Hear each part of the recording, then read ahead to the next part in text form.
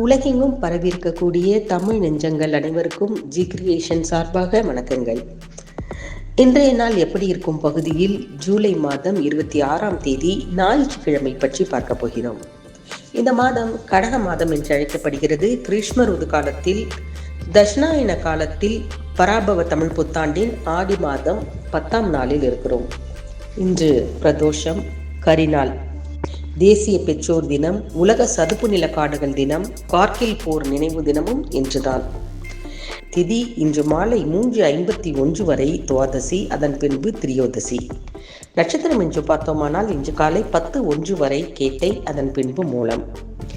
இன்றுக்கான யோகத்தை பொறுத்தவரை காலை 6:01 வரை சித்த யோகம், அதன் பின்பு காலை 10:01 வரை மரண யோகம், அதன் பின்பு அமிர்த யோகம்.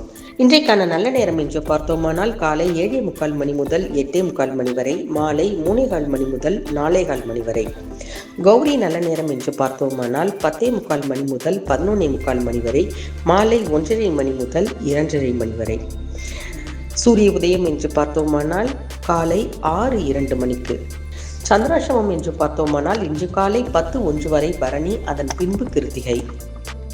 இன்றைக்கான ராகு காலம் என்று பார்த்தோமானால் 4:30 மணி முதல் 6:30 மணி வரை ராகு காலம், குளிகை 3 மணி முதல் 4:30 மணி வரை, யமகண்டம் 12 மணி முதல் 1:30 மணி வரை.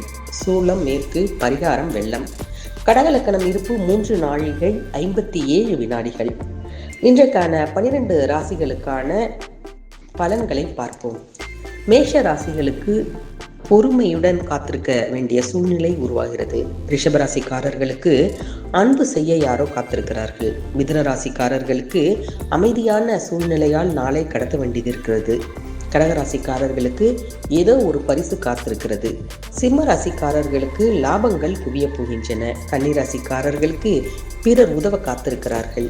துலாம் ராசிக்காரர்களுக்கு இரக்கத்தால் மனம் நிறைய போகிறது. விருச்சிக ராசிக்காரர்களுக்கு யாருக்கோ உதவி செய்ய நீங்கள் தயாராக இருக்க வேண்டிய நேரம் நெருங்குகிறது. தனுசு ராசிக்காரர்களுக்கு வெற்றி மேல் வெற்றி கிடைக்கப் போகிறது. மகர ராசிக்காரர்களுக்கு மனதில் நிம்மதி கிடைக்கப் போகிறது. கும்ப ராசிக்காரர்களுக்கு உயர்வான சூழ்நிலைகள் உருவாகப் போகின்றன. மீன ராசிக்காரர்களுக்கு ஊக்கங்கள் பலவும் கிடைக்கப் போகிறது. இன்றைக்கான பொன்மொழி என்று பார்த்தோமானால், உலகம் எவ்வாறு நடக்கிறதோ உலகத்தோடு பொருந்திய வகையில் தானும் அவ்வாறு நடப்பதே அறிவாகும் என்பதுதான் இன்றைக்கான பொன்மொழி.